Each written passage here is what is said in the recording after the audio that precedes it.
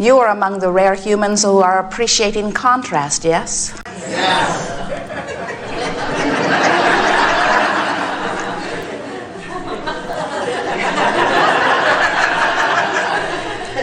And brave ones that you are. In light of the fact that we read your vibration, that was quite a bold statement you just made. You are leading edge creators in contrasting environment that we see as perfection, that assists you, the focusing geniuses that you are, in focusing your vibration for the purpose of taking thought beyond that which it has been before. These are good times. And as each new experience brings to you a clearer, more defined, more specific, more personal desire, that desire vibrationally emits to the boundaries, to the boundless boundaries, limitless corners of this universe. And Source hears the vibration, receives it fully, answers it unequivocally, undeniably, and returns its equivalent to you in all manner of fashion and form. And all you have to do is sync up with the vibration. All you have to do is get somewhere in the vibrational proximity of the vibration of your own desire in order to live fantastic manifestations that you have chosen through your contrasting perusal that brings you to preferences of your own. Sometimes we think that your personal preferences are not beloved to you, or sometimes we think that your personal preferences are not allowed to you because you do not believe that you are worthy of choosing your personal preferences. But we are here to remind you that that is why you are here. To mine the delicious fields of this leading edge experience in order to conclude your preference. And as you conclude it, it is answered every time, no exception. Here we are teaching the art of allowing. Now, allowing what? Allowing the well-being that is natural to you, allowing the clarity that is natural to you, allowing the physical stamina that is natural to you, allowing the abundance in all manner of things that you consider to be good that is natural to you.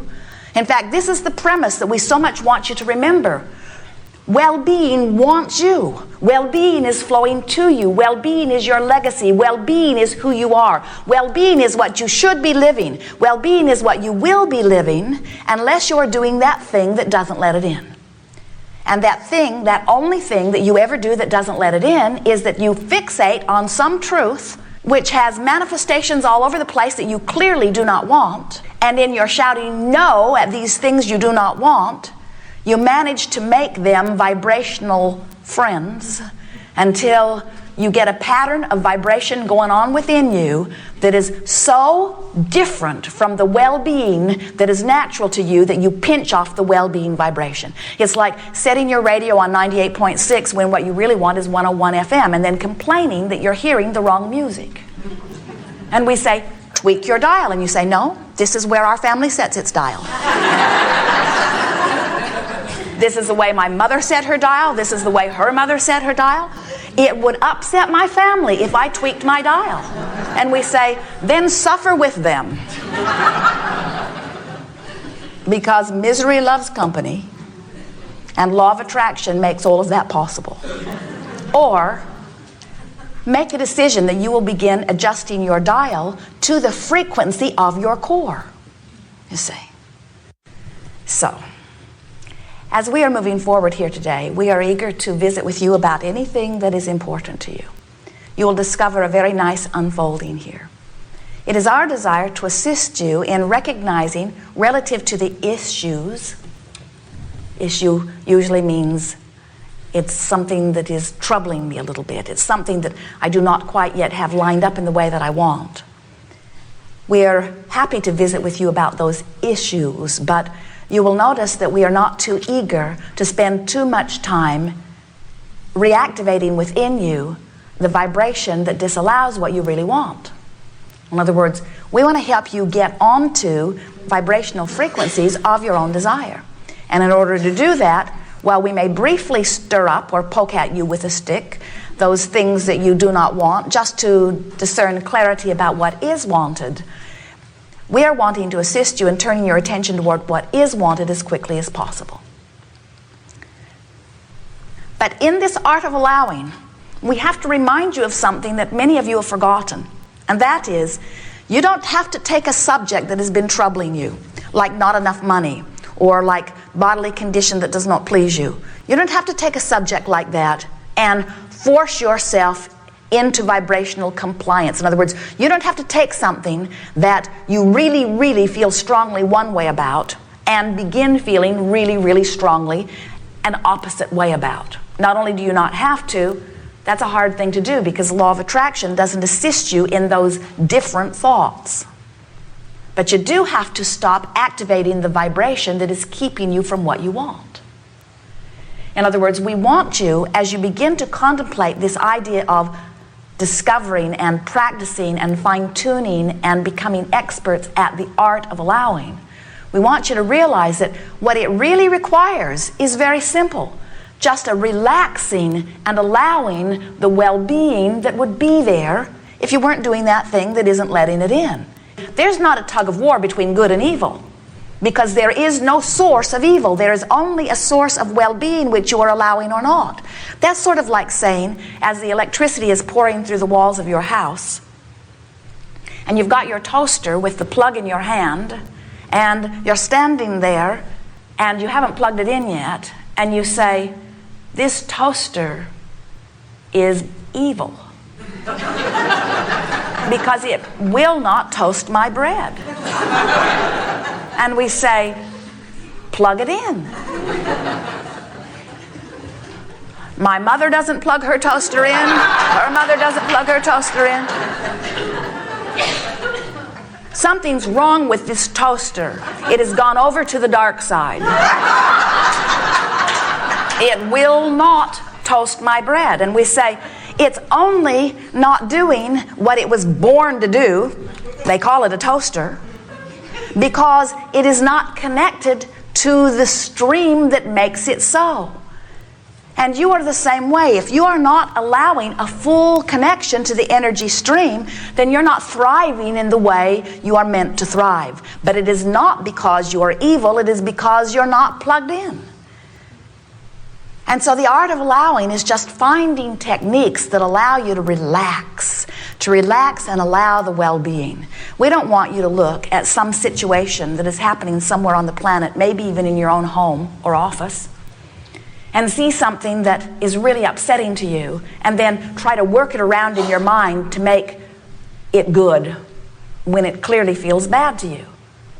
What we are wanting you to do is choose any one of another millions of subjects that feel good now. You don't have to go fix that thing that is broken. And in fact, when you try, you usually only hold yourself longer out of vibrational harmony with the energy of well-being.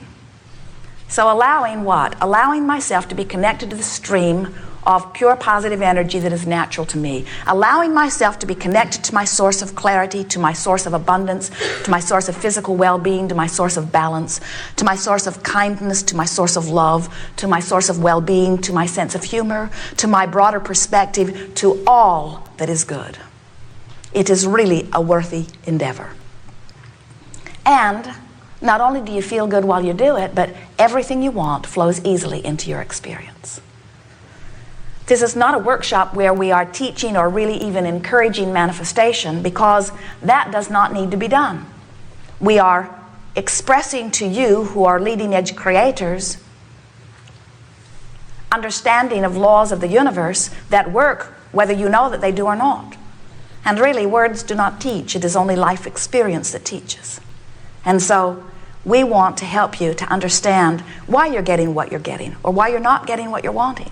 We're wanting to begin to assist you in understanding that life is supposed to be good. And if you will relax and try to get into an attitude of trust and belief that well-being is dominant, then well-being beyond your current ability to even fathom will begin to flow to you in all manner of fashion. 3 steps to the process. Step 1 is you got to ask.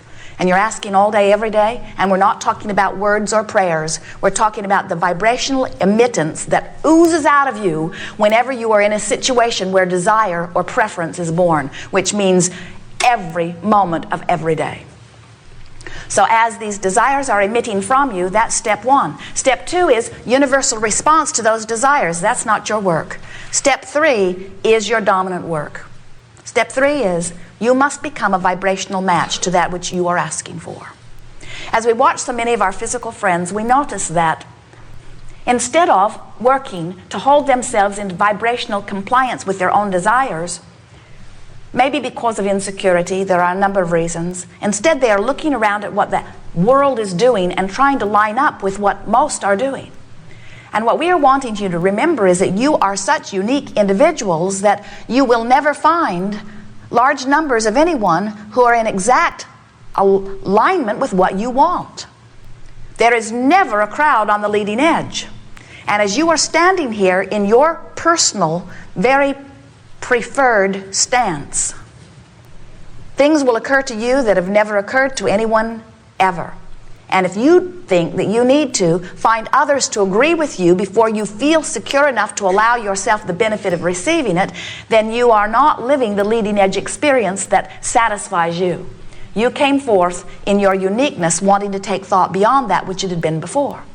So in that light, and for endless other reasons, it is our desire that you begin to make a decision that goes something like, no longer am I going to take some sort of score or poll about everybody in my family or everybody in my community or everybody in my religion or everybody in my political party or everybody in my nation or everybody in this world. I am no longer going to try to get everybody's opinion before I make a decision about what I want. It's too time-consuming. And I get lost in the process of it. I'm no longer going to try to sort out every possible thought. Instead, I'm going to let my well-being, the stream that flows forth from within me, be my guiding light. I'm going to start making my decisions based upon how they feel. I'm going to feel my way. Jerry sat yesterday in the motor coach in Tampa, watching a squirrel joyously leaping from tree to tree, from branch to branch. The dance he was doing was joy-based, you could tell. And then Jerry watched him as he was gathering nuts. And Jerry said to us, how is it that the squirrel knows about the nut gathering thing? Is he born knowing? Sort of pre-programmed? And we said, the squirrel's broader perspective knows how the squirrel and the nuts fit into the broader scheme. The squirrel's broader perspective has a keen eye on how it all works and joyously envisions the happy outcome for the squirrel. The squirrel is not thinking about nuts. The squirrel is tuned to its joy factor. So as the squirrel follows its bliss, it aligns with the consciousness that encourages the gathering of nuts. The squirrel does not ask why.